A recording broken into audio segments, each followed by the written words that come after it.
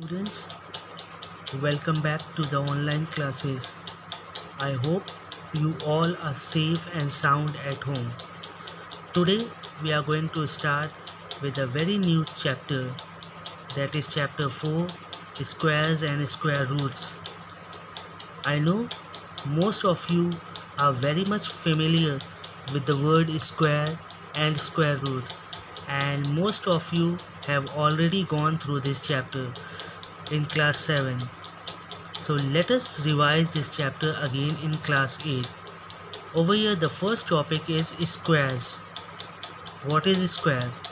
When a number is multiplied by itself twice, then it is called a square of the given number. What is a square? If a number is multiplied by itself 2 times, then we get a square of that particular number. Over here I have taken an example like 2, 3 and 4. So let us see what are the squares of that particular number. The first number is 2. If I have to find out the square of 2, it will be 2 into 2. What does it say? If a number is multiplied by itself twice, over here 2 is the number. If they are going to multiply, we are going to multiply 2 times the number. What the answer is? 4, or it can be written as 2 to the power 2. The next number is 3. 3 into 3 makes 9, or it can be written as 3 to the power 2. Next number is 4. 4 into 4 makes 16, or 4 to the power 2 it can be written as.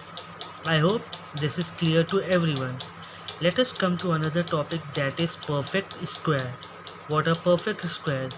Any number which is a square of some other number, that is called a perfect square. Over here I have taken an example. Find whether 36 is a perfect square or not.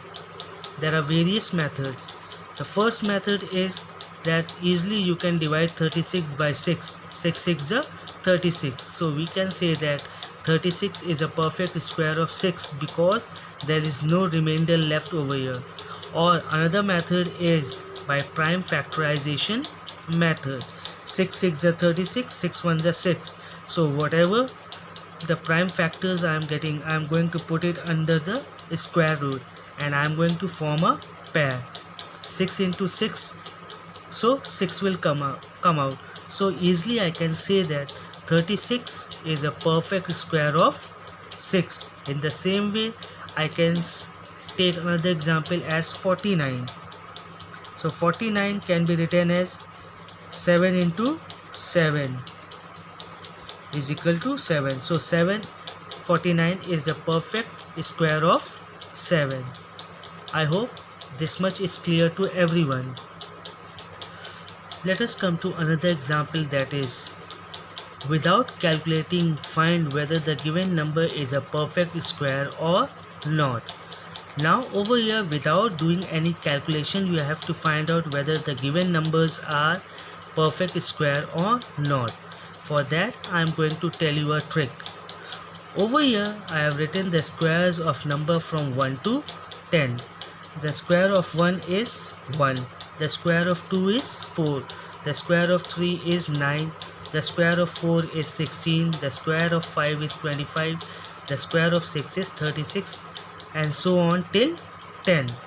Now you can see whatever answers we are getting, see the unit place. 1 is at the unit place over here. 4 is at the unit place. 9 is at the unit place. 6 is at the unit place. 5 is at the unit place. Over here 6 again is at the unit place. 9 is at the unit place. 4 is at the unit place. 1 is at the unit place, and 0 is at the unit place. Now there are certain rules which I am going to tell you. Using that rule, very easily you can find out, without any calculation, you can find out whether the given number is a perfect square or not. The first rule is, if the last digit of a number is 0, 1, 4, 5, 6 or 9, then it is a perfect square.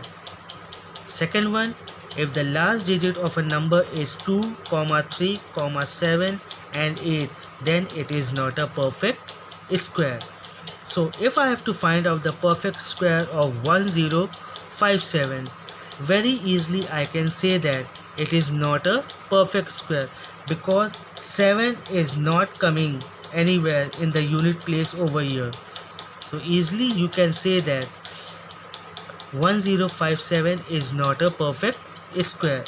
Let us come to another number, that is 7928. The last digit is 8 over here. Whether 8 is coming over here in the unit place? No. So it is also not a perfect square. Now come to another number, that is 9776. Now if I am talking about the last digit of 9776, easily you can see that it is coming in 4, the square of 4 and square of 6.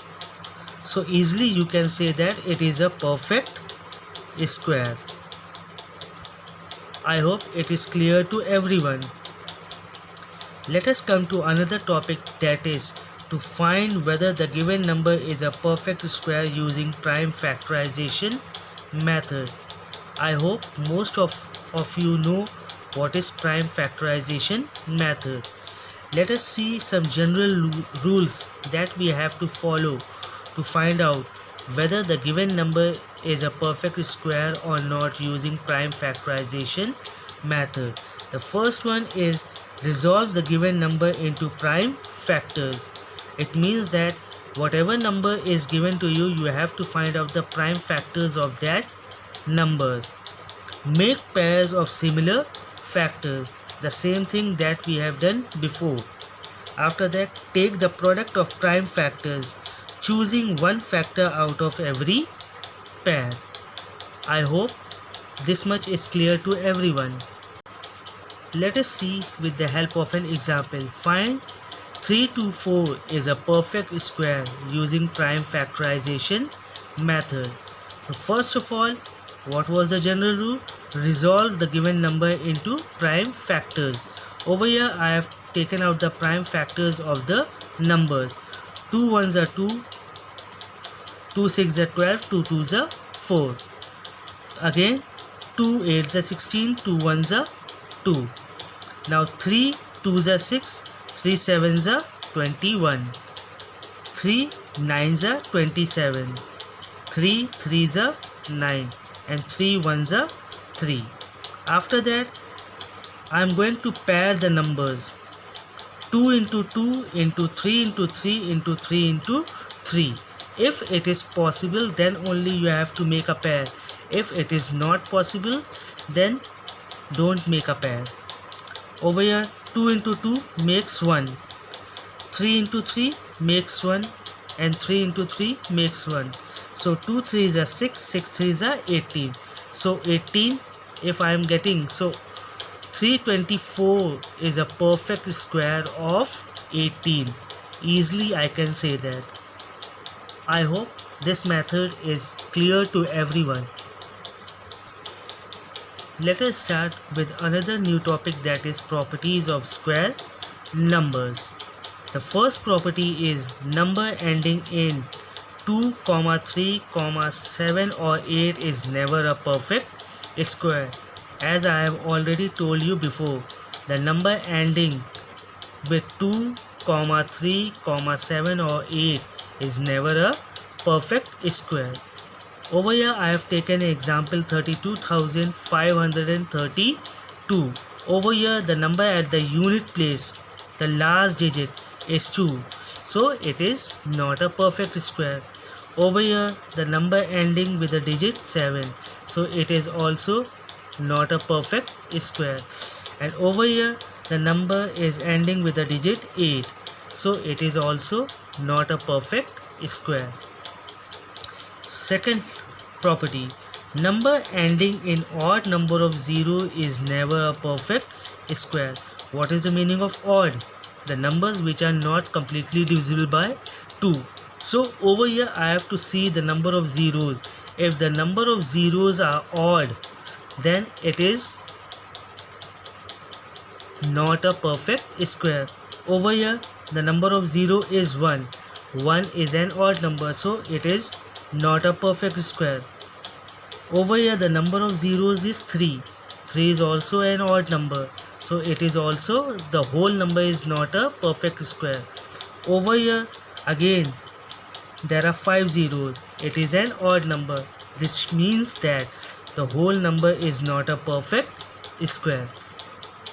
Third property, all numbers ending in an even number of zeros are not always perfect square.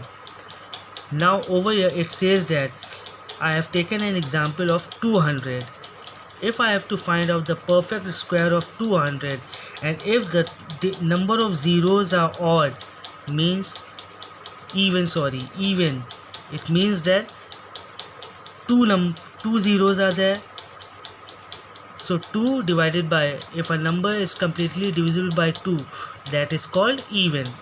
If the number of zeros are even, it is always not possible that they are a perfect square. Let us see. If I have to find out the perfect square of 200, simply I am going to find out the prime factors of 200. So it will be 2 into 2 into 2 into 5 into 5. So if I am going to pair out the numbers, what I will get? 2 and 5. So 2 5s are 10. So 10 under root 2. It means that 10 under root 2 is not a 200 is not a perfect square of 10 under root 2. I hope it is clear to everyone. Let us come to the fourth property, that is, squares of even numbers are always even and the squares of odd numbers are always odd. Over here I have taken 6, 10, 12. These are even numbers, and the next three numbers 7, 9 and 11 are odd numbers. If I am going to find out the square of even numbers, 6 to the power 2, the square of 6 is 36. It is also an even number. The square of 10 to the power 2 is 100, which is also an even number. And the square of 12 to the power 2 is 144, which is an even number. Now come to 7. 7 to the power 2 is equal to 49, which is an odd number. 9 to the power 2 is equal to 81, which is also an odd number. And 11 to the power 2 is equal to 121, which is also an even odd number. So it means to say that if we are finding out the square of even number, whatever answer we are getting, it will also be an even number. And if we are finding the square of an odd number, so whatever result we are getting, it will be an odd number. Let us come to the next property, that is, the square of a natural number n is equal to the sum of the first n odd numbers. Now it is very important property. Over here I have taken out a square of 1. This is n. Over here 1 is n, is a natural number. If we are talking about a natural number, everyone knows natural number starts from 1 to infinity. So that is why I have taken the first natural number 1. If I am finding out the square of 1, it will be 1. If I am going to find out the square of 2, it will be 4. But if we are going to find out the sum of 4 in terms of odd numbers, it will be 1 plus 3. We are not going to take even numbers. In the same manner, 3, the square of 3 is 9. So if I am going to take the sum of 9, how I am going to get it? 1 plus 3 makes 4, 4 plus 5 makes 9. Therefore the sum of first 3 odd numbers. In the same way, if I am going to find out the square of 4, it will be 16. So in terms of odd numbers, if we are going to add And if we have to find the sum as 16, what it will be? 1 plus 3 makes 4, 4 plus 5 makes 9, 9 plus 7 makes 16. The sum of first 4 odd numbers. In the same manner, we are going to continue it. I hope it is clear to everyone. Now, some of the properties are left.